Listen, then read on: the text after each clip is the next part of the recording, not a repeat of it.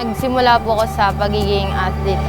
Grade 4 po ako. Hindi po naging maganda yung result ng pagiging runner ko. So, naisip ko po na mag-transfer po ako sa pagiging thrower. Kilala ko siya 2023 during the tryouts ng ASEAN School Games. So, nakita ko kasi na exceptional kasi yung distance na tinapon niya sa javelin. Hindi ko rin po akalain na aabot ako dito sa mga international na competition.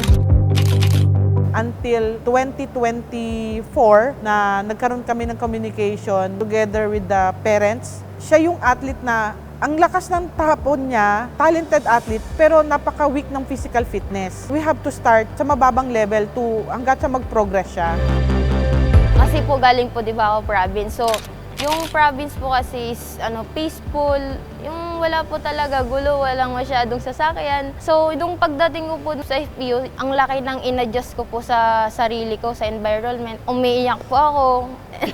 Umiiyak po talaga ako pag galing po ako ng international, babalik po ako sa dorm.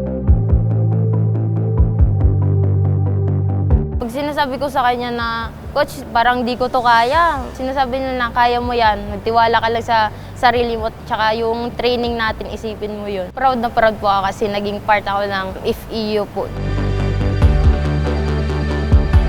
Ang hindi kasi nakikita ng tao, yung attitude and behavior. Very respectful na athlete talaga siya and as bata.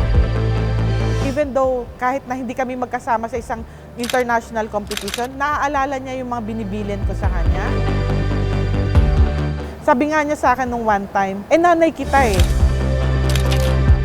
Na-realize ko, natutupad pala yung pangarap ng coach pag tinulungan mong matupad yung pangarap ng athlete. Kasi natupad daw yung pangarap niya, hindi niya alam, tinupad niya rin yung pangarap ko. Mahal na mahal kita, Coach.